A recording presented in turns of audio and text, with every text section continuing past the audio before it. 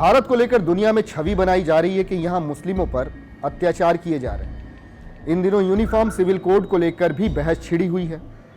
कुछ लोगों ने यूसीसी को मुस्लिम विरोधी तक बता दिया है और यूसीसी को लेकर जब तक मुसलमानों का ये विरोध खत्म नहीं होता, केंद्र की बीजेपी सरकार के लिए यूसीसी को एक कानून की शक्ल देना बहुत मुश्किल है। उसे एग्जीक्यूट करवा पाना तो और भी मुश्किल। लेकिन ऐसे में अरब देश से एक ऐसा इंसान हिंदुस्तान आया है जिसकी बात इस पूरे मामले में कंप्लीट गेम चेंजर साबित हो सकती है। कौन है वो इंसान, ये आपको बताते हैं। Welcome to the big bench daily. Hindustan के मुसलमानों के लिए अक्सर यह कहा जाता है कि वो एक मुश्त किसी के नहीं हो पाते। एक तगड़ा वोट बैंक होने के नाते लगभग सभी पॉलिटिकल पार्टियां उनको अपनी तरफ खींचने की कोशिश करती हैं। लेकिन ये मुसलमान आज तक ये समझ नहीं पाए कि इनका सच्चा हितैषी कौन है। माना जाता है कि यहां मुसलमान बटा हुआ है और बटे हुए हैं उनके रहनुमा भी, और इसीलिए इनके समुदाय से जुड़ा कोई बड़ा फैसला जब सरकारें लेती है या लेना चाहती है तो अक्सर इन्हें उन फैसलों पर एकजुट करने वाला कोई नहीं होता। फिर होता यही है कि उनकी नासमझी का फायदा उठाकर कुछ एलिमेंट्स अपनी राजनीति करते हैं।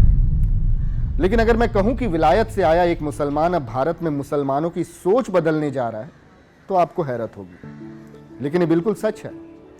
देश में यूसीसी लागू करने की सरकार की कोशिशों के बीच मुस्लिम वर्ल्ड लीग के महासचिव डॉक्टर मोहम्मद बिन अब्दुल करीम अल ईसा इन दिनों भारत आए हुए हैं और आते ही इन्होंने भारतीय मुसलमानों के बारे में वो बातें कही जो शायद इस देश का मुसलमान बीते कई सालों से सुनने को तरस गया था। अब्दुल करीम अल ईसा ने इस देश के मुसलमानों की खुलकर तारीफ की। उन्होंने कहा कि विविधता में एकता के लिए भारत की जितनी प्रशंसा की जाए वो कम है। यहां भारतीय मुसलमानों को अपनी नेशनैलिटी और कॉन्स्टिट्यूशन पर गर्व है।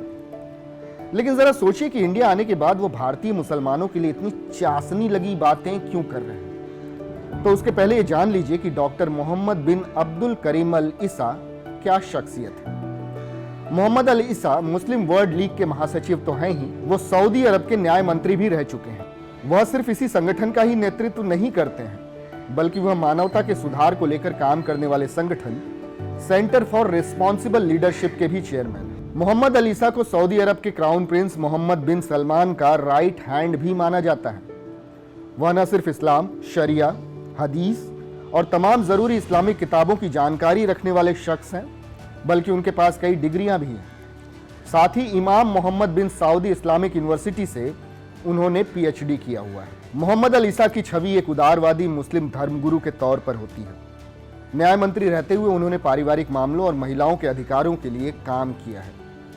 उनकी पहचान दुनिया भर में एक ऐसे नेता के तौर पर होती है जो हर धर्म के लोगों के लिए सहानुभूति, समझ और सहयोग को बढ़ावा देने पर यकीन रखता है। खैर, ये तो बात हुई डॉक्टर अल ईसा की। अब जरा मुस्लिम वर्ल्ड लीग के बारे में भी जान लीजिए, जिसके वो प्रमुख हैं।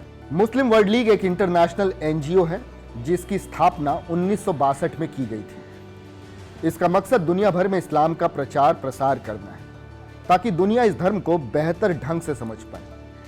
मुस्लिम वर्ल्ड लीग का हेडक्वार्टर सऊदी अरब के सबसे पवित्र माने जाने वाले शहर मक्का में है। इसके अलावा मुस्लिम वर्ल्ड लीग के दुनिया भर में ऑफिस मौजूद हैं। मुस्लिम वर्ल्ड लीग को दुनिया में मुस्लिमों के सबसे प्रभावशाली संगठन के तौर पर देखा जाता है। ऐसे में द बिग बेंच पर बैठकर सोचने वाली बात यह है कि क्या मुस्लिमों के इतने प्रभावशाली संगठन का इतना प्रभावशाली व्यक्ति जिसकी पूरे संसार के मुसलमान सुनते हैं, क्या हिंदुस्तान के मुसलमान यूसीसी को लेकर उनकी बात सुनेंगे और समझेंगे?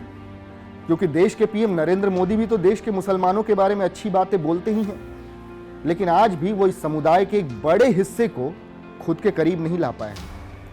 और शायद इसीलिए मोहम्मद अल ईसा का ये दौरा अहम हो जाता है, क्योंकि देश की सरकार उनके जरिए यूसीसी पर मुसलमानों को भरोसे में लेना चाहती है। वैसे क्या ये इतना आसान है?